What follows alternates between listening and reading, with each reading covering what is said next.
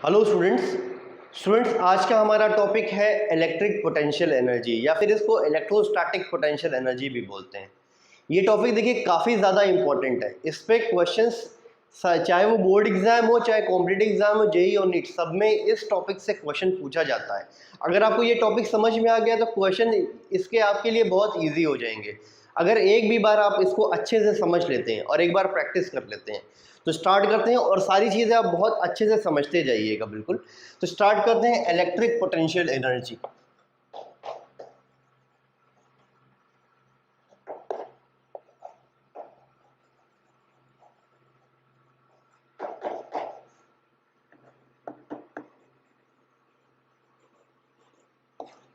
इसका सिंबल है capital you, ठीक है।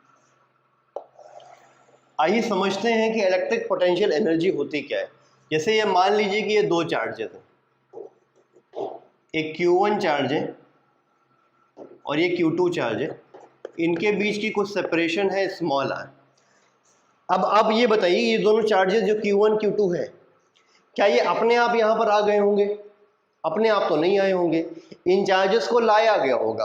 और सारे चार्जेस का जो स्टोर हाउस होता है वो इन्फिनिटी होता है। तो मैं बोलूंगा कि इन चार्जेस को इन्फिनिटी से उठाकर यहाँ पर लाया गया होगा। Q1 को इन्फिनिटी से गया होगा और यहाँ पर रख दिया गया होगा। Q2 को इन्फिनिटी से लाया गया होगा और यहाँ पर रख दिया गया होगा। अब ऐसा करने में, इन दोनों चार्जेस को इन्फिनिटी से यहाँ पर लाने में, इस तरह से असेंबल करने में, इस कॉन्फ़िगरेशन में असेंबल करने में कुछ ना कुछ वर्क किया गया होगा। बगैर वर्क के तो ये दोनों चार्जेस आएंगे ही नहीं, ठीक है। तो वो वर्क गया कहाँ? क्योंकि work is a form of energy. तो जो वर्क किया गया वो एनर्जी गई कहाँ? तो पहली चीज की वो वर्क कहाँ गया?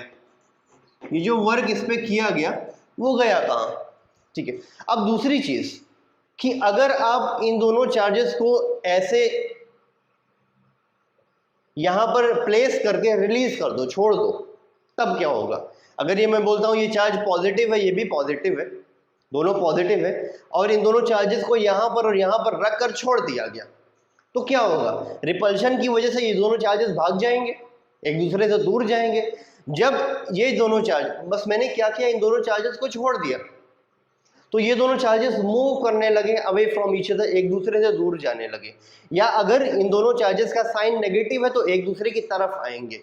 ये ना कि कंफर्म सी बात है कि ये दोनों चार्जेस को छोड़ने के बाद ये दोनों चार्जेस मूव करने लगेंगे, और अगर ये दोनों चार्जेस मूव करने लगेंगे तो कंफर्म बात है कि इनके पास एक काइनेटिक एनर्जी आ जाएगी। तो चार्जेस को लीव करने के बाद इन चार्जेस के पास काइनेटिक एनर्जी आ गई। वो एनर्जी आई कहाँ से, कहाँ से मिली? काइनेटिक एनर्जी तो एक एनर्जी होती है, तो इन चार्जेस को वो एनर्जी मिली कहाँ से? जैसे ही आपने इस चार्जेस को छोड़ा, ये चार्जेस के पास काइनेटिक एनर्जी आ गई। वो एनर्जी आई कहाँ से? तो दूसरा बड़ा सवाल कि काइनेटिक एनर्जी कहाँ से आई।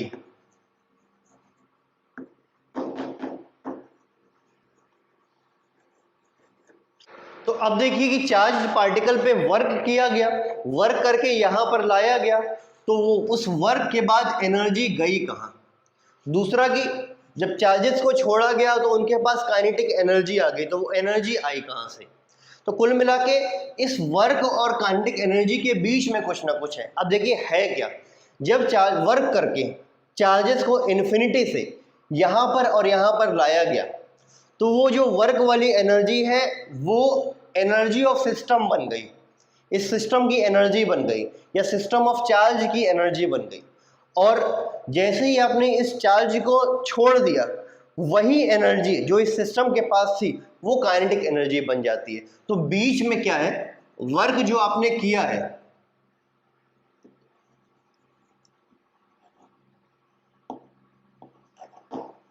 जो आपने वर्क किया है वो एनर्जी ऑफ सिस्टम बन गई।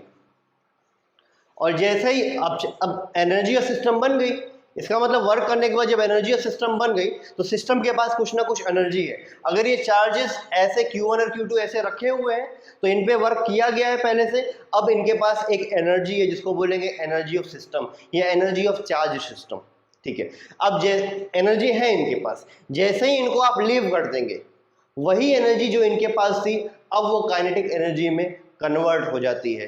तो एक बात क्लियर है कि जब कोई भी चार्ज, 2 चार्ज, 3 चार्ज, 4 चार्ज ऐसे रखे होते हैं तो जो सिस्टम बनता है चार्ज का, उस सिस्टम ऑफ चार्ज के पास एक एनर्जी होती है जो कहाँ से आती है, जो आती है वर्क के बिहाफ पे चार्जेस को इन्फिनिटी से वहाँ तक लाने में, उनके पोजीशन में लाने में जो वर्क किया जाता है वही एनर्जी ऑफ सिस्टम बन जाती है। और उसी एनर्जी ऑफ सिस्टम को हम बोलते हैं इलेक्ट्रिक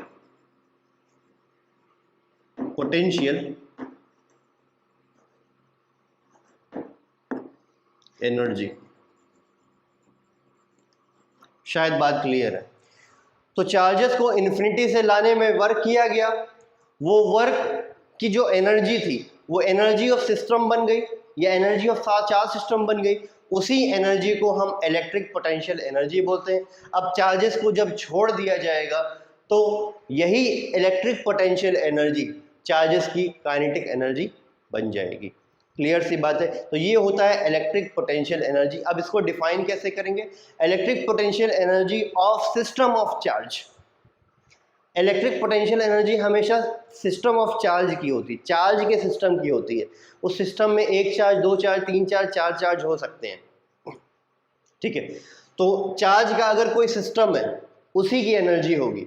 तो electric potential energy of system of charge is the amount of work done, is the amount of work done in assembling का मतलब कि चार्जेस को उनकी लोकेशन पे रखना। in assembling the charges from infinity to the given configuration. Once again, what is electric potential energy? Electric potential energy of system of charges is the amount of work done in assembling the charges from infinity to the given configuration. जो configuration का मतलब जो arrangement है, उस ये जो arrangement है, इस अरेंजमेंट में चार्जेस को अपनी जगह पर प्लेस करने में इन्फिनिटी से लाकर जो वर्क किया जाता है वही वर्क बन जाता है इलेक्ट्रिक पोटेंशियल एनर्जी। यानी कि यही जो वर्क किया गया है यही कहलाएगा इलेक्ट्रिक पोटेंशियल एनर्जी। तो ये इलेक्ट्रिक पोटेंशियल एनर्जी होती है। अब इसमें electric potential energy of 2 point charge system या 3 पॉइंट चार्ज सिस्टम या 4 पॉइंट चार्ज सिस्टम, ये सारी चीज़ें बहुत ही क्लियरली आपको अच्छे से आनी चाहिए। और ये सारी चीज़ें हम एक के बाद एक अभी देखने वाले हैं। तो इसको पहले नोट कर लीजिए आप, जो भी कुछ बोर्ड पे लिखा हुआ है। फिर हम पढ़ेंगे electric potential energy of 2 point charge system. इसको नोट करिए,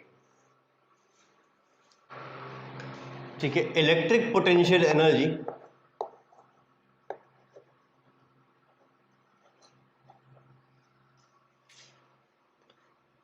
ईपी मतलब electric potential energy of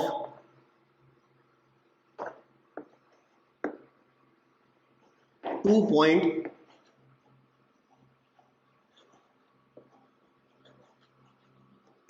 charge system.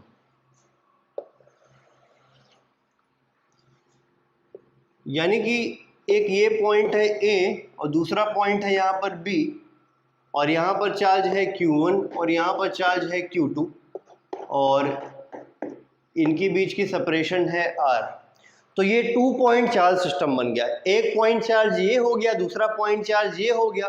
तो 2 पॉइंट चार्जेस है, 2 पॉइंट चार्जेस को मिला के एक सिस्टम ऑफ चार्ज बन गया जिसको बोलेंगे 2 पॉइंट चार्ज सिस्टम।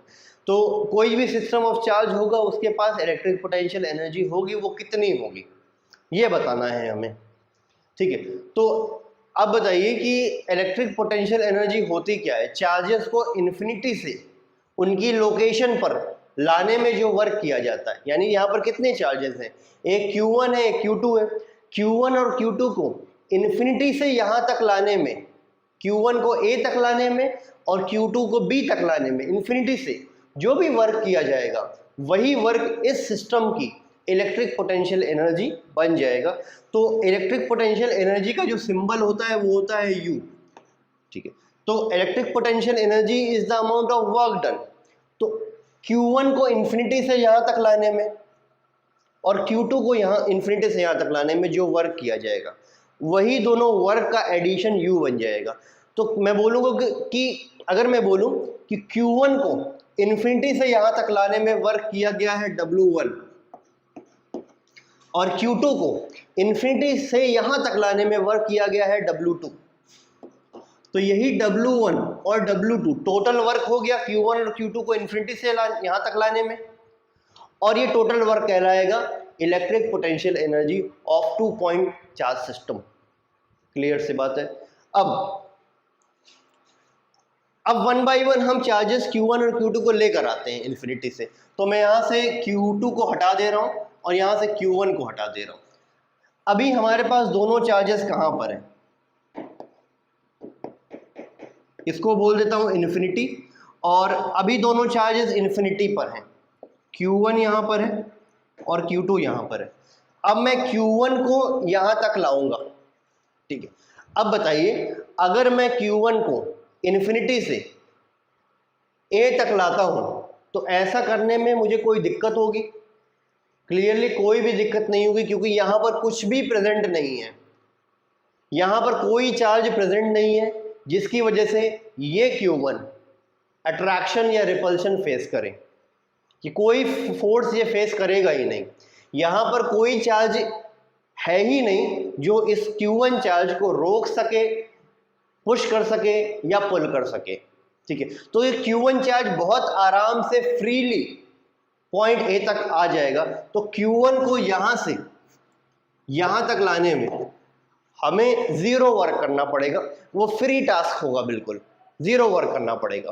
तो ये W1 जो हो जाएगा वो हो जाएगा जीरो, ठीक है। अब बात आती है Q2 की। Q2 को इन्फिनिटी से हम B पॉइंट तक लाते हैं। अब जब आप Q2 को इन्फिनिटी से B की तरफ आगे बढ़ाओगे तो वहां पर पहले से Q1 है। Q1, अच्छा दोनों पॉजिटिव मान लीजिए, ये भी पॉजिटिव ये भी पॉजिटिव। तो Q2 को जैसे आप आगे बढ़ाओगे ना, वो Q1 रिपल करेगा, Q1 Q2 को आगे बढ़ने नहीं देगा। तो क्या करना पड़ेगा, अगर आपको Q2 को आगे बढ़ाते रहना है तो आपको लगातार Q2 को पुश करना पड़ेगा, यानी Q2 पर फोर्स लगाना पड़ेगा। अगर Q2 पर आप आगे फोर्स लगाते हो और Q2 आगे बढ़ता है तो हम बोलेंगे कि एजेंट वर्क कर रहा है या फिर हम वर्क कर रहे हैं, और Q2 पे वर्क हो रहा है। क्लियर है? इसका मतलब बात कंफर्म होगी, Q1 को आगे बढ़ाने में कोई वर्क नहीं करना पड़ा, लेकिन Q2 को आगे बढ़ाने में हमें वर्क करना पड़ा, क्योंकि Q2 को आगे बढ़ाने में हमें फोर्स लगाना पड़ा। क्यों फोर्स लगाना पड़ा? क्योंकि वो वाला Q1 इसको रिपल कर रहा था, तभी हमें Q2 को आगे बढ़ाने में वर्क करना पड़ा। Q2 पे हमने आगे फोर्स लगाया और Q2 आगे बढ़ा, इसलिए Q2 पे वर्क हुआ। इसका मतलब है Q2 को B तक लाने में हमें वर्क करना पड़ा, यानी W2 की वैल्यू जीरो नहीं होगी। अब वो वर्क कितना होगा? याद करिए, एक्सटर्नल वर्क बाय एजेंट वो होता है चार्ज इंटू पोटेंशियल डिफरेंस। याद करिए, Q into VB minus VA। Work done by agent क्या होता है? W is equal to Q VB minus VA, charge into potential difference. Charge into potential difference मतलब charge into final potential minus initial potential. ये वाला formula याद है कि नहीं आपको? W AB is equal to Q VB minus VA। अब हम Q2 को कहां से कहां मूव करा रहे हैं बताइए? इन्फिनिटी से B मूव करा रहे हैं, तो मैं A की जगह पर इन्फिनिटी लिख देता हूं।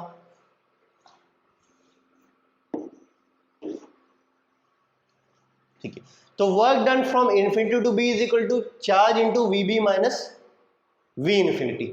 अब इन्फिनिटी का कोई भी चार्ज, अच्छा इन्फिनिटी का पोटेंशियल शायद बताया गया था आपको।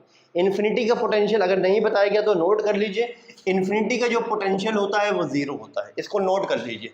V infinity is equal to, शायद मैंने बताया था जब इलेक्ट्रिक पोटेंशियल पढ़ा रहा था तब बताया गया था। इन्फिनिटी पे जो पोटेंशियल होता है बताया गया था, बिल्कुल याद आ गया मुझे, ये बताया था। इन्फिनिटी का जो पोटेंशियल होता है वो जीरो होता है।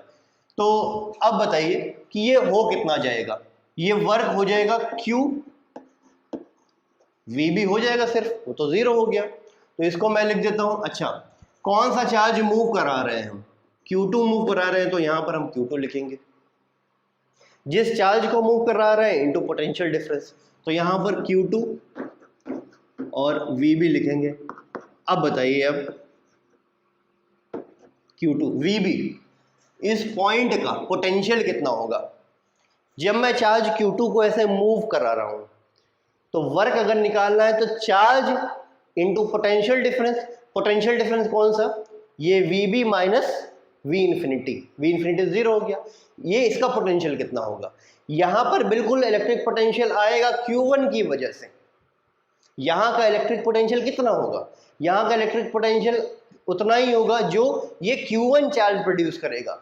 Q1 चार्ज यहां पर इलेक्ट्रिक पोटेंशियल प्रोड्यूस करेगा, बताइए Q1 की वजह से यहां पर इलेक्ट्रिक पोटेंशियल हो जाएगा K Q1/R। ये सब फॉर्मूला आपको याद होना चाहिए। एक पॉइंट चार्ज की वजह से दूसरे पॉइंट पर इलेक्ट्रिक पोटेंशियल होता है K Q/R, तो यहाँ पर इसकी वजह से इलेक्ट्रिक पोटेंशियल हो जाएगा K Q1/R। तो इसको मैं वही लिख देता हूँ K Q1/R। तो ये क्या हो गया, K Q1 इंटू Q2/R। ये electric potential energy of 2 point charge system का फॉर्मूला आ गया K Q1 इंटू Q2/R। तो अगर, तो ठीक है, इसको मैंने मूव करा दिया यहाँ पर, ये सारी चीजें समझाने वाली थी। अगर कोई 2 पॉइंट चार्ज सिस्टम है, 2 पॉइंट चार्ज सिस्टम है, तो उस सिस्टम के पास एक इलेक्ट्रिक पोटेंशियल एनर्जी होगी। वो इलेक्ट्रिक पोटेंशियल एनर्जी कितनी होगी, K Q1 इंटू Q2/R। यहाँ पर याद रखिएगा, ये जो Q1 Q2 है विथ साइन रखेंगे, अगर पॉजिटिव है तो पॉजिटिव और नेगेटिव है तो नेगेटिव, क्योंकि इसमें लोग कंफ्यूज होते हैं। बिल्कुल, तो ये याद रखना है, इसमें इलेक्ट्रिक पोटेंशियल वाले फॉर्मूले में भी और इलेक्ट्रिक पोटेंशियल एनर्जी वाले फॉर्मूले में भी चार्ज को हम साइन के साथ रखेंगे। पॉजिटिव है तो पॉजिटिव, नेगेटिव है तो नेगेटिव। तो फॉर्मूला अगर आपको याद हो गया या नहीं बताइए। अगर 2 पॉइंट चार्ज सिस्टम है तो उनकी इलेक्ट्रिक पोटेंशियल एनर्जी कितनी हो जाएगी, Q = K Q1 into Q2/R। K Q1 into Q2/R। इतना प्रॉपर्ली आप नोट करिए। फिर हम आगे बढ़ते हैं 3 पॉइंट चार्ज सिस्टम पे, उसकी भी इलेक्ट्रिक पोटेंशियल एनर्जी निकालेंगे। अब इतना अगर समझ में आ गया ना, 2 पॉइंट चार्ज सिस्टम अगर समझ में आ गया आपको, तो आगे कहानी तो बिल्कुल आसान है, कुछ भी नहीं है आगे की कहानी में। इसको नोट करिए आप, ठीक है। अब है इलेक्ट्रिक पोटेंशियल एनर्जी ऑफ 3 और मोर पॉइंट चार्ज सिस्टम।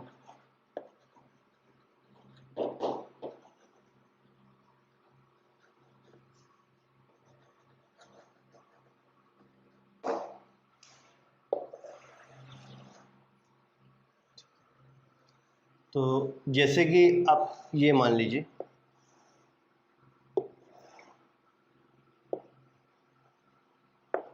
यहाँ पर चार्ज Q1 है, Q2 है, ये Q3 है, ये दोनों के बीच की डिस्टेंस R12 और इन दोनों के बीच की डिस्टेंस R23 और ये R13, ठीक है। तो अभी हमने 3 पॉइंट चार्ज सिस्टम लिया है, इसके बाद 4 पॉइंट चार्ज सिस्टम भी लेंगे बहुत आराम से। पहले 3 पॉइंट चार्ज सिस्टम हम समझते हैं। तो अभी यहाँ पर देखिए Q1, Q2 और Q3 3 चार्जेस हैं, 3 चार्जेस को बना के एक सिस्टम बन गया, ये कहलाएगा 3 पॉइंट चार्ज सिस्टम। और सारे चार्जेस के बीच की डिस्टेंस भी दी हुई है। तो अब अगर ये सिस्टम ऑफ चार्ज है तो इसके पास, इस सिस्टम के पास इलेक्ट्रिक पोटेंशियल एनर्जी होगी, तो वो एनर्जी कितनी होगी ये बताना है। तो अब हम डिराइव नहीं करने वाले, हम वर्क वाले कॉन्सेप्ट में नहीं जाएंगे। हमें 2 पॉइंट चार्ज सिस्टम की एनर्जी पता है, इलेक्ट्रिक पोटेंशियल एनर्जी पता है।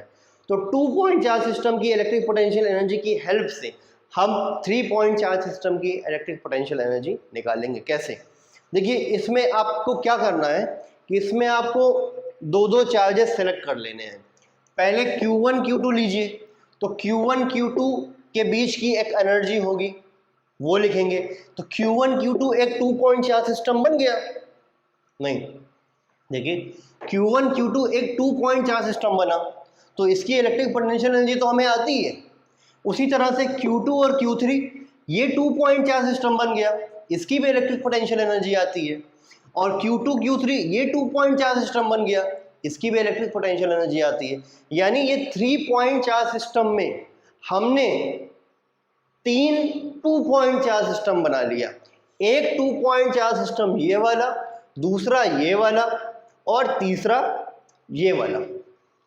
तो ये जो तीनों 2 पॉइंट चार्ज सिस्टम है, तीनों की हम इलेक्ट्रिक पोटेंशियल एनर्जी को जोड़ देंगे तो total electric potential energy system की आ जाएगी। अभी बिल्कुल अच्छे समझ में आ जाएगा आपको। पहले हम Q1 और Q2 लेते हैं, इनके बीच की इलेक्ट्रिक पोटेंशियल एनर्जी या इनकी इलेक्ट्रिक पोटेंशियल एनर्जी कितनी होगी, वो हो जाएगी K Q1 into Q2 upon R12। यही तो होता है, K Q1 into Q2 upon distance between them. तो Q1 एंड Q2 एक सिस्टम ऑफ चार्ज बन गया, 2 पॉइंट चार्ज सिस्टम बन गया, उसकी इलेक्ट्रिक पोटेंशियल एनर्जी ये हो गई। अब इस पे आते हैं, ये दूसरा 2 पॉइंट चार्ज सिस्टम है, इसकी इलेक्ट्रिक पोटेंशियल एनर्जी कितनी होगी, ये हो जाएगी K Q2 Q3 divided by R23। शायद बात क्लियर है।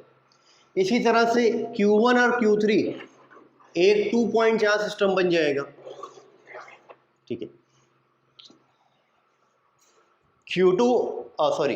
Q1 और Q3 एक 2 पॉइंट चार्ज सिस्टम बन गया, इसकी भी इलेक्ट्रिक पोटेंशियल एनर्जी होगी, वो कितनी होगी, K Q1 Q3 upon R13।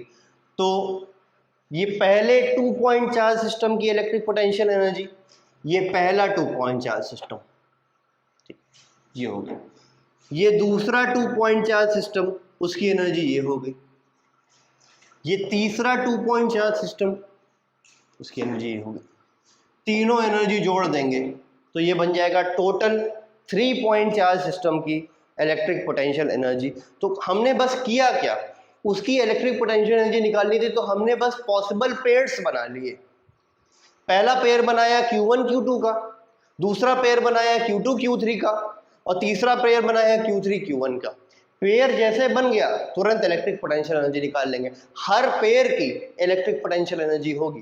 पहले आप तो इस तरह के जो क्वेश्चंस होंगे ना, 2 पॉइंट चार्ज सिस्टम या 3 पॉइंट या 4 पॉइंट या 5 पॉइंट चार्ज सिस्टम, ठीक है, सब में आपको बस करना क्या है कि आपको बस नंबर ऑफ पेयर्स निकालने, कितने पेयर बनेंगे।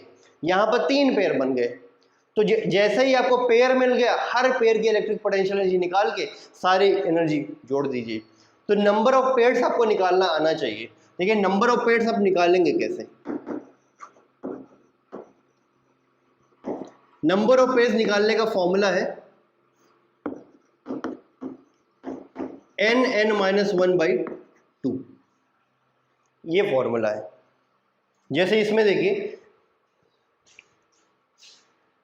नंबर ऑफ पेयर्स निकालने का फॉर्मूला है n(n-1/2). यहां पर n क्या है, n है नंबर ऑफ चार्जेस, n है नंबर ऑफ चार्जेस।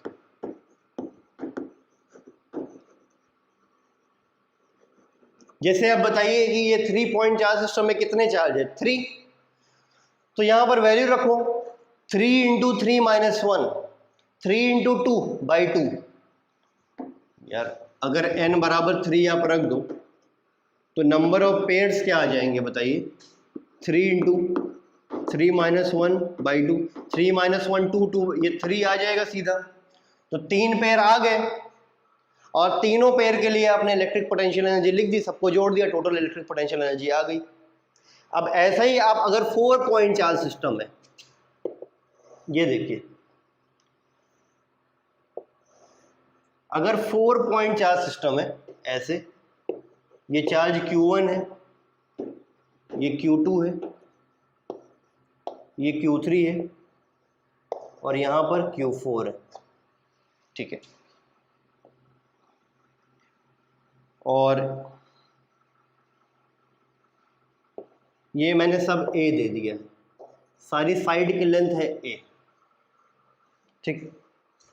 अब बताइए कैसे करेंगे। तो हमारा फंडा वही है कि हमें 2 पॉइंट चार्ज सिस्टम की वजह से इलेक्ट्रिक पोटेंशियल एनर्जी निकालना पता है। अब ये 4 पॉइंट चार्ज सिस्टम है, तो हमें ये देखना पड़ेगा कि इसमें कितने 2 पॉइंट चार्ज सिस्टम है, यानी कितने पेयर बन रहे हैं, ठीक है। तो नंबर ऑफ पेयर्स निकालने के लिए तो एक फॉर्मूला बता दिया गया है n(n-1/2). तो अब बताइए इस वाले केस में n बराबर कितना है, 4, तो नंबर ऑफ पेयर्स कितने आ जाएंगे, नंबर ऑफ पेयर्स हो जाएंगे 4, 4 माइनस 1/2। तो ये कितना हो जाएगा, 4 12/2 यानी 6 आ जाएगा ये। शायद क्लियर है बात, ठीक है। तो इसमें 6 पेयर बनेंगे। अब 6 पेयर आपको समझना है कि कौन कौन सा होगा। देखिए एक Q1 Q2 ये पेयर हो गया, दूसरा Q2 Q3 ये दूसरा पेयर हो गया, Q3 Q4 ये तीसरा पेयर हो गया, और Q4 Q1 ये चौथा पेयर हो गया। तो 4 पेयर तो दिख ही रहे हैं हमें। पांचवा पेयर और छठवां पेयर कौन सा होगा? पांचवा पेयर देखिए ये होगा Q1 Q3, ये डायगोनल्स पे जो चार्जेस है ये पांचवा पेयर हो जाएगा, और Q2 Q4 ये छठवां पेयर हो जाएगा। यानी कि साइड्स में, यानी मैं बोलूं साइड पेयर, साइड पेयर तो 4 है और डायगोनल पेयर कितना है? डायगोनल पेयर है 2। अब सीधा सीधा इसकी इलेक्ट्रिक पोटेंशियल एनर्जी लिख लीजिए आप।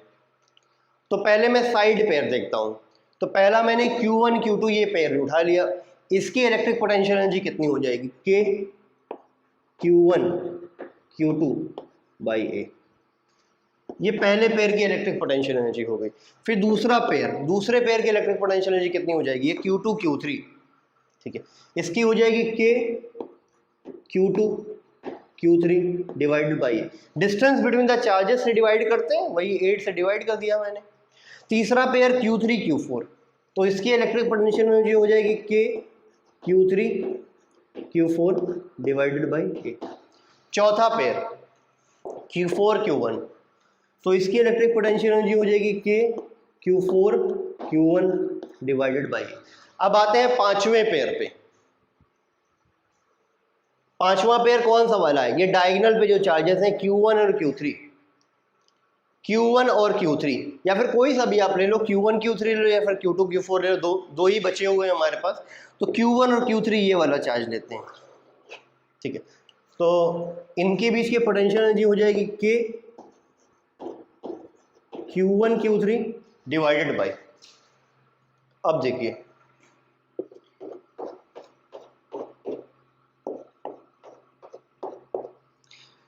K Q1 Q3 divided by distance, ये डिस्टेंस है कितनी बताइए? अगर स्क्वायर है, उसकी साइड लेंथ है a, तो उसका डायगोनल कितना होता है? डायगोनल होता है a√2।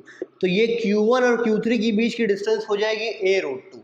तो हम a से नहीं बल्कि a√2 से डिवाइड करेंगे। इसको ध्यान से समझना है आपको। समझ में आ रही है बात आपको इतनी?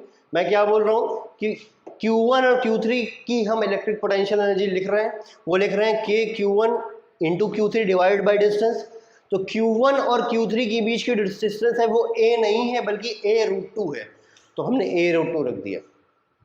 अगर नहीं आता तो आप ऐसे कर सकते हो, ये देखिए ये a है और ये भी a है, तो हाइपोटेन्यूज ये a√2 ही होगा, निकाल लो a√2 ही आएगा। इतना करके दिखाने का कोई मतलब नहीं बनता है, ठीक है। अब अगला देखिए, अगला जो लास्ट पेयर है वो ये वाला है Q2 Q4, ये लास्ट पेयर है Q2 Q4। तो इसकी इलेक्ट्रिक पोटेंशियल एनर्जी हो जाएगी K Q2 Q4 divide by a√2।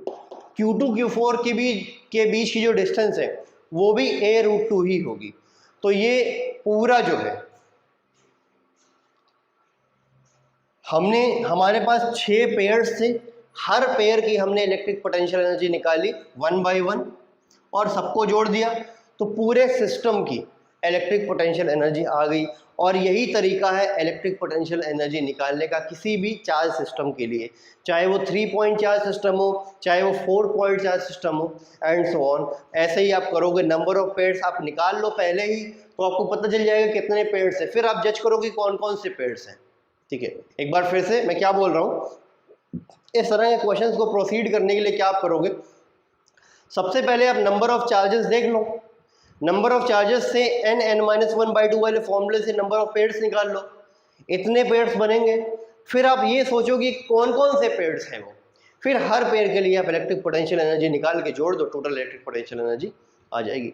इसको प्रॉपरली आप देखिए, सारी चीज़ें, कुछ आपके पास डाउट हो तो पूछ भी सकते हो, ठीक है। इसको प्रॉपरली नोट करिए, फिर आगे बढ़ते हैं क्वेश्चंस पे, ठीक है।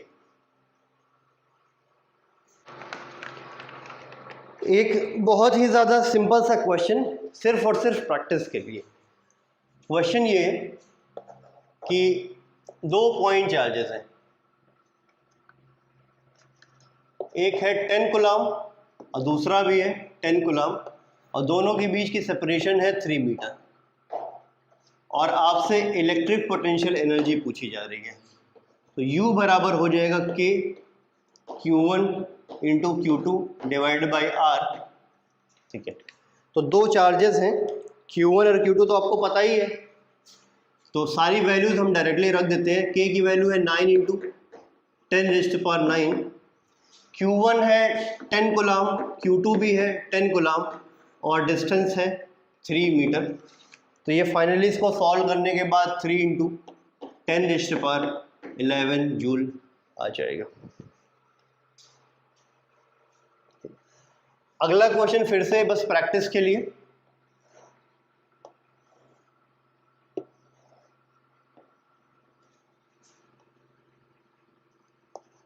यहाँ पर है 25 माइक्रोकूलम और यहाँ पर है 50 माइक्रोकूलम और यहाँ पर है 100 माइक्रोकूलम, और ये सारी डिस्टेंस जो दी हुई है चार्जेस के बीच में वो 7.5 मीटर है। ये बहुत ही आसान क्वेश्चन है, और U electric potential energy of system पूछा जा रहा है आपसे। सवाल देख लीजिए, सिर्फ और सिर्फ प्रैक्टिस के लिए लिया है और कोई पर्पस नहीं है। ठीक है, हम देख ही चुके हैं, ताकि आप वैल्यू पुट करके आंसर निकालें और फॉर्मूला याद हो जाए। इसके लिए फॉर्मूला आप देख ही चुके हैं, K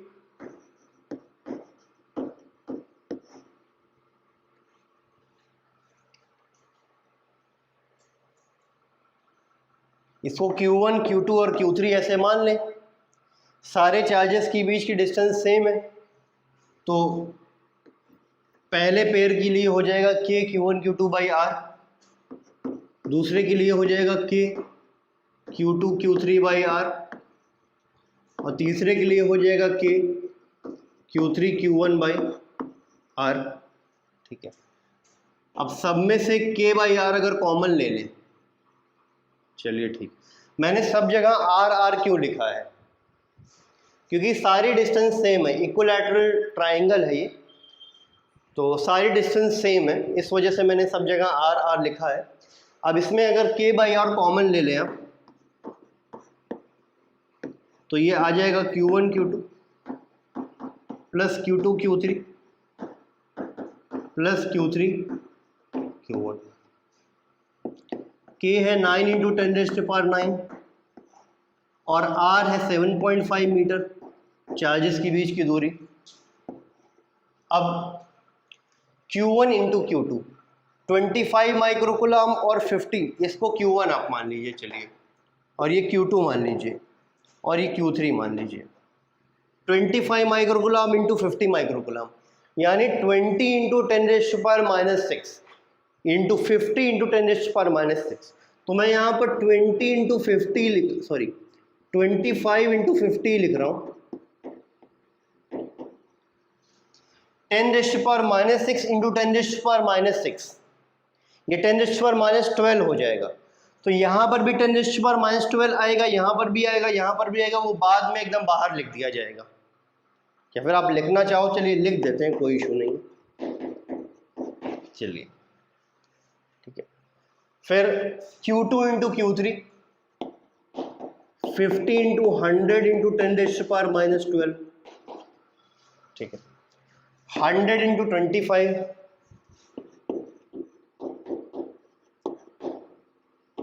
10⁻12। अब इसमें 10⁻12 कॉमन आ जाएगा, ठीक है, और अंदर 25 इंटू 50 प्लस 50 इंटू 10 50 इंटू 100 है ये, ठीक है, प्लस 100 इंटू 25 बचेगा। इसको सॉल्व करेंगे तो एकदम सिंपल सा आंसर आएगा 10.5, ठीक। सिर्फ प्रैक्टिस के लिए था, कुछ करना नहीं है, बस सिंपल सा थोड़ी सी मैथ लगानी है इसमें और सॉल्व कर लेना, तो ये फाइनल आंसर मिलेगा आपको। ये दो क्वेश्चन बस सिर्फ प्रैक्टिस के लिए थे, फॉर्मूला आपको कैसे यूज़ करना है। चार्जेस को साइन के साथ रखेंगे, हालांकि कोई ऐसा क्वेश्चन हमने लिया नहीं जिसमें साइन आए, सब पॉजिटिव ही लिया है, लेकिन कहीं पर भी अगर नेगेटिव आए तो साइन के साथ ही आप लोगे, ठीक है, इसको आप नोट कर लीजिए, फिर अगले क्वेश्चन पे आते हैं। ठीक है, अब ये क्वेश्चन देखिए, ये क्वेश्चन थोड़ा सा ट्रिकी है, ठीक है, हालांकि टफ नहीं है, आप करना चाहो तो बहुत आराम से कर सकते हो, बस पढ़ लीजिए, लैंग्वेज समझ लीजिए। Two negative charges each of magnitude q are 2r distance apart. A positive charge q is lying at the middle of them. The potential energy of the system is u1. If the two nearest charges are mutually interchanged and the potential energy becomes u2, then u1 upon u2 will be. देखिए सवाल मैं आपको समझा दे रहा हूँ। देखिए दिया क्या है कि दो नेगेटिव चार्ज है, ये एक माइनस क्यू है, ये दिया गया है, दो नेगेटिव चार्ज है, और इनके बीच की जो सेपरेशन है वो 2r है, 2r है। तो अगर मैं ये मिड पॉइंट मान लूँ तो ये r बन जाएगा और ये वाली भी डिस्टेंस r बन जाएगी, ठीक है। अब बोला गया है कि इसके मिडल पर एक पॉजिटिव चार्ज q रख दिया गया, इनके मिडल में एक पॉजिटिव चार्ज q रख दिया गया, तो दो नेगेटिव चार्ज और एक पॉजिटिव चार्ज बीच में रखा गया है। ये नेगेटिव और नेगेटिव के बीच में डिस्टेंस 2r थी, तो मैंने r में स्प्लिट कर दिया, तो यहाँ से यहाँ तक r और यहाँ से यहाँ तक r। अब इसकी इलेक्ट्रिक पोटेंशियल एनर्जी क्वेश्चन में दे रखी है u1, ठीक है, वो कितना है नहीं मालूम। अब बोला गया है कि दो नियरेस्ट चार्ज, तीन चार्ज हो गए, minus Q plus Q minus Q, तो दो नियरेस्ट ये हो सकते हैं और ये हो सकते हैं, ये दोनों तो दूर दूर हैं। दो नियरेस्ट चार्ज को जब इंटरचेंज कर दिया जाता है तब पोटेंशियल एनर्जी U2 हो जाती है। तो इंटरचेंज कर देते हैं, तो माइनस क्यू को यहां रख देते हैं, प्लस क्यू को यहां रख देते हैं,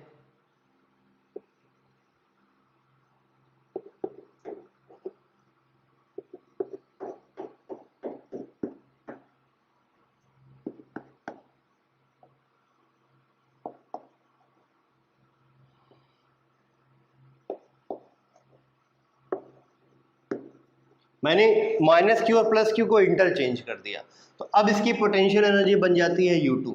अब क्वेश्चन में U1 अपॉन U2 पूछा गया है, ठीक है, तो U1 अपॉन U2 हम तभी निकाल पाएंगे जब हमें U1 और U2 की इंडिविजुअल वैल्यू पता होगी।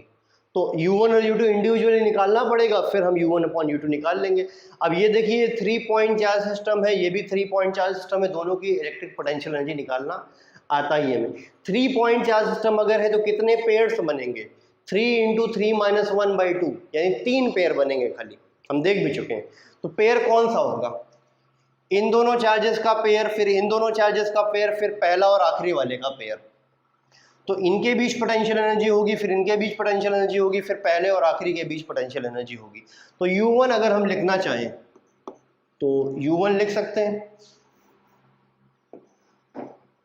कैसे लिखेंगे U1, इनके बीच की पोटेंशियल एनर्जी कैसे होगी, K, अब यहां पर साइन के साथ रखना है, ये पहला पेयर बन गया, माइनस क्यू प्लस क्यू, ये पहला पेयर बन गया, इनकी पोटेंशियल एनर्जी हो जाएगी K minus Q plus Q divided by R plus, ठीक है। दूसरा पेयर प्लस क्यू और माइनस क्यू, इनकी पोटेंशियल एनर्जी हो जाएगी K plus Q minus Q divided by R। अब प्लस क्यू की जगह बस सिर्फ आप क्यू लिख सकते हो, कोई इशू नहीं है। अब तीसरा पेयर माइनस क्यू और ये माइनस क्यू, पहला और आखिरी वाला, K minus Q divided by R। इसको सॉल्व करोगे तो ये आ जाएगा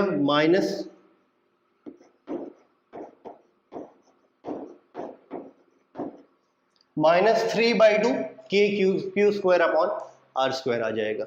इसी तरह से U2 भी निकाल लेते हैं, पहला पेयर, फिर दूसरा पेयर, फिर आखिरी वाला पेयर, वही चीज है बिल्कुल। तो ये पहले पेयर की पोटेंशियल एनर्जी निकालते हैं, तो K plus Q minus Q by R, ठीक है। फिर ये दूसरा पेयर लेते हैं, K minus Q by R। फिर तीसरा पेयर लेते हैं, अच्छा एक गलती हमने यहां पर कर दी थी, देखिए ये माइनस क्यू और ये माइनस क्यू वाला जब हमने पेयर लिया था तो ये डिस्टेंस हमें 2r लेनी है, ठीक है।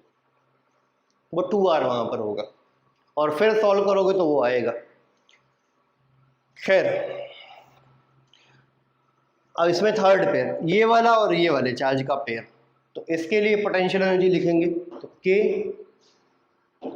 Plus Q minus Q divided by, देख लीजिए अब हमने लास्ट में ये चार्ज और ये चार्ज का पेयर लिया है, तो K Q1 into Q2 by 2r, फिर से वही गलती कर दी, 2r लेना है।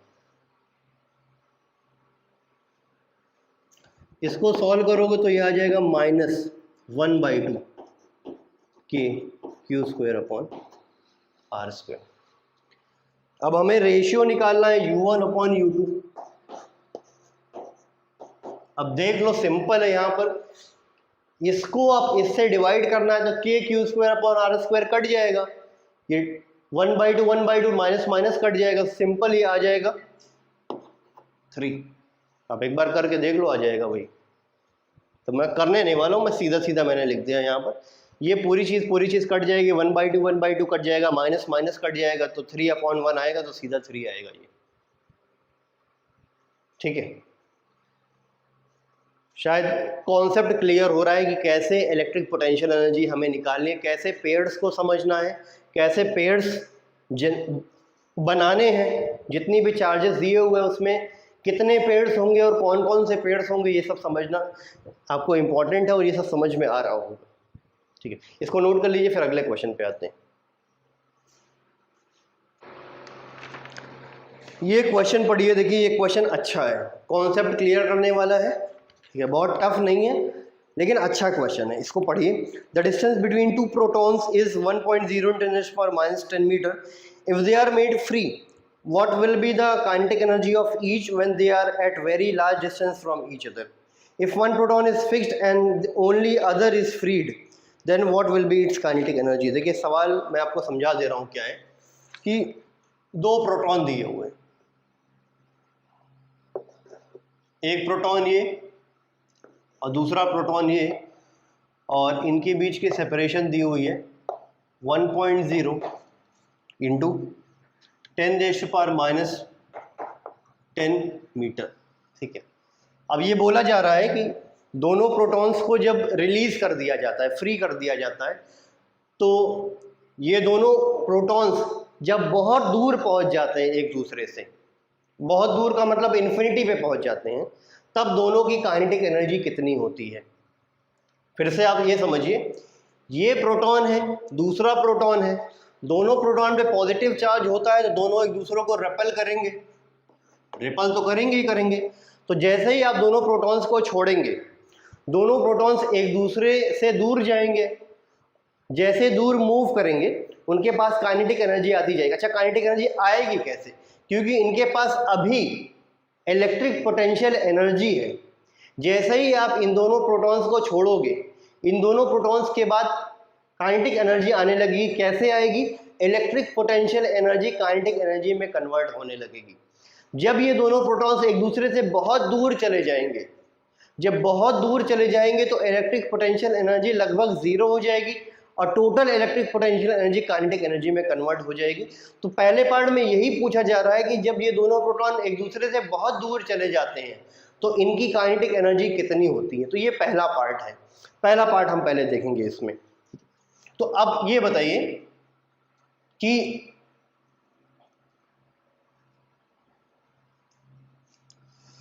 इनकी जो टोटल इलेक्ट्रिक पोटेंशियल एनर्जी है, अभी रिलीज नहीं किया, वो U मान लेते हैं हम।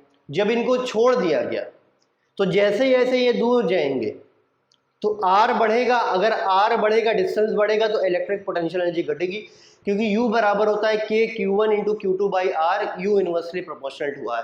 तो जैसे ये प्रोटॉन्स एक दूसरे से दूर जाएंगे, इलेक्ट्रिक पोटेंशियल एनर्जी घटेगी और इलेक्ट्रिक पोटेंशियल एनर्जी कन्वर्ट होने लगेगी काइनेटिक एनर्जी में। दोनों प्रोटॉन्स की काइनेटिक एनर्जी बढ़ने लगेगी। ठीक है, तो अभी इनकी इलेक्ट्रिक पोटेंशियल एनर्जी है U। जैसे इनको छोड़ा गया, अब ये दूर जाने लगे और इन्फिनिटी पर पहुंच गए, बहुत दूर पहुंच गए, तो टोटल इलेक्ट्रिक पोटेंशियल एनर्जी वो इन प्रोटॉन्स की काइनेटिक एनर्जी में कन्वर्ट हो जाएगी। तो अगर एक प्रोटॉन की काइनेटिक एनर्जी को मैं लिख देता हूँ Kp, तो दूसरे वाले की भी हो जाएगी Kp। तो इनिशियली पूरे सिस्टम के पास इलेक्ट्रिक पोटेंशियल एनर्जी थी U। जब प्रोटॉन्स बहुत दूर चले गए तो U खत्म हो गया और वो किस में कन्वर्ट हो गया, दोनों इलेक्ट्रॉन्स की काइनेटिक एनर्जी में। तो U बराबर Kp प्लस Kp हम लिख सकते हैं। ये रिलीज करने से पहले वाली एनर्जी है और ये रिलीज करने के बहुत बाद वाली एनर्जी है, प्रोटॉन्स बहुत दूर चले गए। तो हमें हर दोनों प्रोटॉन की काइनेटिक एनर्जी निकालनी है। तो अब बताइए कि U बराबर 2Kp लिख सकते हो कि नहीं, यानी Kp बराबर हम U/2 लिख सकते हैं। अब U है क्या, U है इन दोनों प्रोटॉन्स के बीच की इलेक्ट्रिक पोटेंशियल एनर्जी, और वो हम निकाल सकते हैं। दोनों प्रोटॉन्स के बीच की इलेक्ट्रिक पोटेंशियल एनर्जी कैसे निकालेंगे, K(Q1×Q2/r²। इस प्रोटॉन पे चार्ज है E, इस प्रोटॉन पे भी चार्ज है E, तो Ke/E/r², दैट इज 1.0 × 10⁻⁻10। ठीक है, अब ये वैल्यू रखो 9 × 10⁻⁹ और 1.6 × 10⁻⁻19 का होल स्क्वायर और 1.0 × 10⁻10 का होल स्क्वायर, ये शायद आ जाएगा 1.15 × 10⁻18 जूल। ठीक है, तो ये इंपॉर्टेंट था। ये शुरू की इलेक्ट्रिक पोटेंशियल एनर्जी है जब हमने प्रोटॉन्स को रिलीज नहीं किया है। रिलीज करने के बाद पूरा U, पूरा इलेक्ट्रिक पोटेंशियल एनर्जी वो प्रोटॉन्स की काइनेटिक एनर्जी में कन्वर्ट हो जाएगा। अच्छा, एक बात और नोट करने वाली है, ये जो इलेक्ट्रिक पोटेंशियल एनर्जी है वो बराबर बराबर डिवाइड होगी दोनों प्रोटॉन्स में, क्योंकि जैसा ये प्रोटॉन है वैसा ही ये भी प्रोटॉन, दोनों आइडेंटिकल है। तो अभी रिलीज करने से पहले इनके पास इलेक्ट्रिक पोटेंशियल एनर्जी U है। जब ये प्रोटॉन्स बहुत दूर चले जाएंगे तो वही इलेक्ट्रिक पोटेंशियल एनर्जी बराबर पार्ट में डिवाइड होगा, दोनों प्रोटॉन्स को मिल जाएगी। तो इसको काइनेटिक एनर्जी मिलेगी Kp और इसको भी मिलेगी Kp। वही चीज मैंने लिखी, अगर जरा सा भी कंफ्यूजन हो तो वो भी क्लैरिफाई कर दिया है मैंने यहाँ पर। ठीक है, दोनों प्रोटॉन्स को बराबर एनर्जी मिलेगी, दोनों प्रोटॉन्स बराबर एक जैसे हैं। ठीक है, अब ये तो रहा पहला पार्ट, हमने कर लिया। अगले पार्ट में ये पूछा जा रहा है कि एक प्रोटॉन को फिक्स किया और दूसरे प्रोटॉन को मूव कराया। यहां पर एक प्रोटॉन इसको फिक्स कर दिया, ये फिक्स्ड, और दूसरा प्रोटॉन खाली मूव कर रहा है। तो अब क्या होगा, अब प्रोटॉन की काइनेटिक एनर्जी कितनी होगी। पहली बात तो ये समझिए, अभी रिलीज नहीं किया, अभी छोड़ा नहीं है, तो इन दोनों प्रोटॉन्स के बाद इलेक्ट्रिक पोटेंशियल एनर्जी है वही जो पहले थी। जब एक को फिक्स कर दिया और दूसरे को छोड़ा तो ये वाला तो मूव करेगा ही नहीं, तो इसके पास काइनेटिक एनर्जी आएगी ही नहीं, तो खाली ये वाला मूव करेगा। इसका मतलब ये है कि जो इलेक्ट्रिक पोटेंशियल एनर्जी थी वो कन्वर्ट होगी काइनेटिक एनर्जी में इस प्रोटॉन की, यानी इलेक्ट्रिक पोटेंशियल एनर्जी घटने लगेगी जैसे ये प्रोटॉन आगे बढ़ेगा। इन दोनों के बीच में इलेक्ट्रिक पोटेंशियल एनर्जी घटने लगेगी और वो कन्वर्ट होने लगेगी इस वाले प्रोटॉन की काइनेटिक एनर्जी में। यानी इस बार के केस में टोटल इलेक्ट्रिक पोटेंशियल एनर्जी वो कन्वर्ट हो जाएगी इस इलेक्ट्रॉन की काइनेटिक एनर्जी में। कब, जब ये प्रोटॉन बहुत दूर चला जाएगा। तो एक बार फिर से, इस प्रोटॉन को खाली हमने रिलीज किया, इसको फिक्स कर दिया। जैसे ये प्रोटॉन आगे बढ़ेगा इलेक्ट्रिक पोटेंशियल एनर्जी सिस्टम की घटने लगेगी और इस प्रोटॉन की काइनेटिक एनर्जी बढ़ने लगेगी। जैसे ही से ये प्रोटॉन दूर जाएगा, बहुत दूर जाएगा, तो इलेक्ट्रिक पोटेंशियल एनर्जी घटते घटते जीरो हो जाएगी और इस वाले प्रोटॉन की काइनेटिक एनर्जी बढ़ते बढ़ते शुरू वाली इलेक्ट्रिक पोटेंशियल एनर्जी के बराबर हो जाएगी। यानी इस केस में इनिशियल इलेक्ट्रिक पोटेंशियल एनर्जी अगर हम U मान ले, वो पूरी की पूरी एक प्रोटॉन की काइनेटिक एनर्जी में कन्वर्ट हो जाएगी। तो U बराबर Kp हम लिखेंगे। तो अब बताइए Kp बराबर क्या हो जाएगा, वो U हो जाएगा। अब इसको सॉल्व करना चाहे तो सॉल्व कर सकते हैं, अदरवाइज पिछले वाले आंसर से आंसर कॉपी करना चाहे तो वो भी कर सकते हैं। देखिए क्या हुआ था, पिछले वाले केस में क्या हुआ, इसको सॉल्व करना चाहे तो कर सकते हैं, k q1 into q2 by r से कर सकते हैं। पिछले वाले केस में क्या हुआ था, एक प्रोटॉन को एनर्जी मिली थी 1.15 × 10⁻18 जूल, ठीक है, इतनी मिली थी, और दूसरे वाले को भी इतनी ही मिली थी। अब टोटल एनर्जी एक ही प्रोटॉन को मिल रही है, इसका मतलब है कि इस एनर्जी का डबल एक ही प्रोटॉन को एनर्जी मिल जाएगी। यानी डायरेक्टली अगर मैं लिखना चाहूँ तो उसी का डबल कितना हो जाएगा, 1.15 इंटू 2 यानी कि 2.3 इंटू 10⁻18 जूल, उसी का डबल हो जाएगा।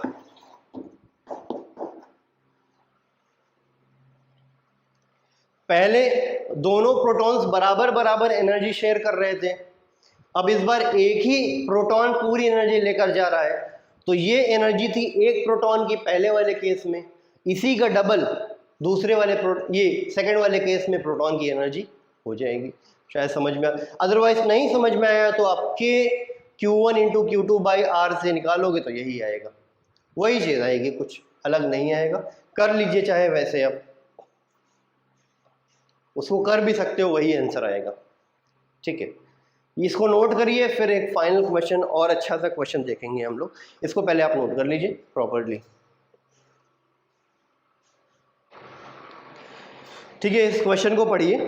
2 electrons are release towards each other with equal velocities of 10⁻6 metre per second, what will be the closest approach between them. सवाल मैं आपको समझा दे रहा हूँ। देखिए दिया क्या हुआ है कि 2 इलेक्ट्रॉन्स हैं,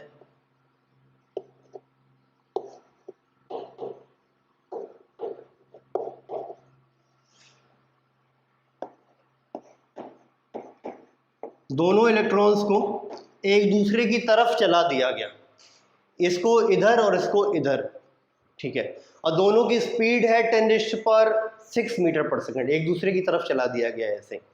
अब होगा क्या, जैसे ये दोनों इलेक्ट्रॉन्स एक दूसरे की तरफ आएंगे तो दोनों इलेक्ट्रॉन्स में रिपल्शन होगा, नेगेटिव नेगेटिव रिपल्शन होगा। तो जैसे जैसे दोनों एक दूसरे के पास आएंगे तो इनकी स्पीड घटने लगेगी रिपल्शन की वजह से, और एक टाइम ऐसा आएगा कि दोनों इलेक्ट्रॉन्स आकर रुक जाएंगे, कुछ डिस्टेंस बनाकर एक दूसरे से रुक जाएंगे। यानी कि थोड़ी देर में क्या होने वाला है, कुछ इस तरह से चीज़ होने वाली है कि एक इलेक्ट्रॉन और ये दूसरा इलेक्ट्रॉन, और दोनों कुछ सेपरेशन बनाकर रुक जाएंगे। यानी ये वाला इलेक्ट्रॉन इधर से आया, ये वाला इलेक्ट्रॉन इधर से आया, जैसे एक दूसरे के ये पास आ रहे थे, रिपल्शन की वजह से स्पीड कम हो रही थी, स्पीड कम होते होते होते यहाँ पर ये आके रुक जाएंगे। इसके बाद ये दूर चले जाएंगे, वो बात अलग की बात है। पर ये जब होगा क्या कि इलेक्ट्रॉन्स जब एक दूसरे के पास आ रहे तो रिपल्शन की वजह से इनकी स्पीड घटने लगेगी, घटते घटते जीरो हो जाएगी, तो यहाँ पर आके रुक जाएंगे। तो इस सिचुएशन में जब ये दोनों इलेक्ट्रॉन्स चलते चलते रिपल्शन की वजह से रुक गए हैं, उस सिचुएशन में जो इनके बीच की डिस्टेंस है वो कहलाती है क्लोजेस्ट अप्रोच या distance of closest approach.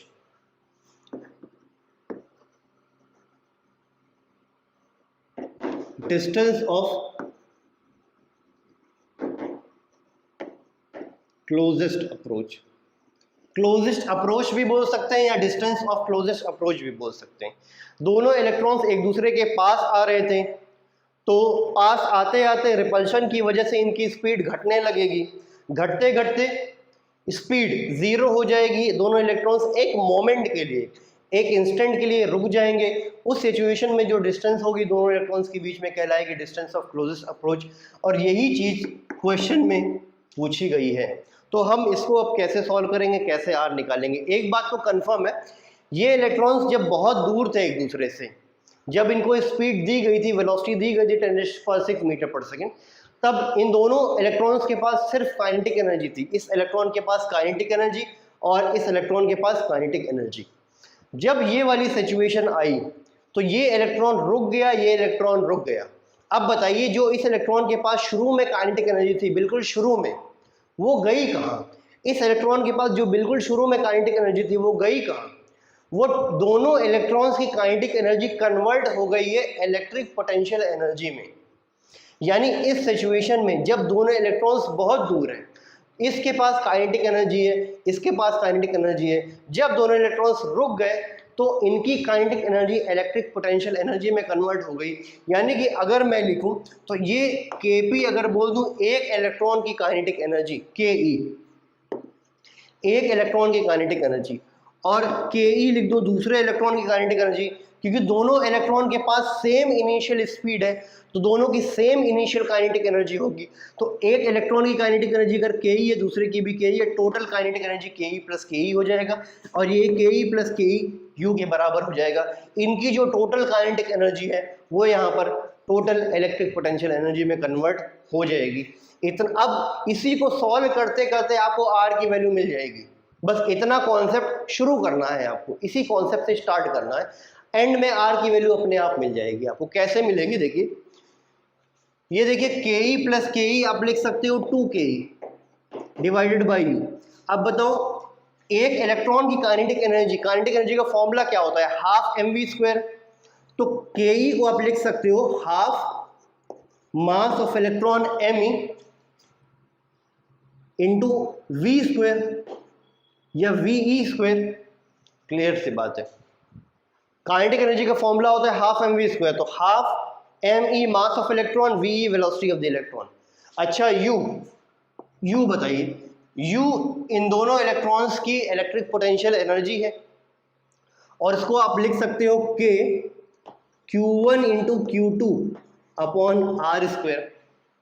Q1 into Q2 यानी E इंटू E, दोनों इलेक्ट्रॉन्स के पास चार्ज E है। शायद बात क्लियर है। ये 2 से 2 कट जाएगा। अब R कैसे निकालोगे आप, देखिए यहां से देखिए R² क्या आ जाएगा, इसको थोड़ा सा सॉल्व करो आप, R² हो जाएगा K E² upon M E ve²।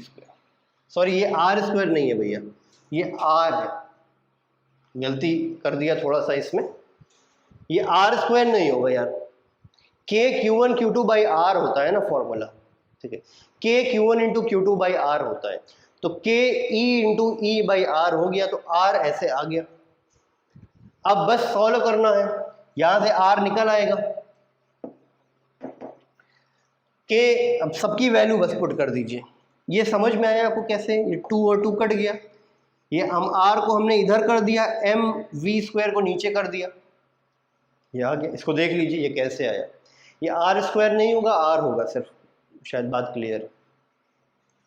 तो सबकी वैल्यू रख देनी है, K की वैल्यू है 9 इंटू 10⁻⁹, E² यानी 1.6 इंटू 10⁻⁻19 का होल स्क्वायर।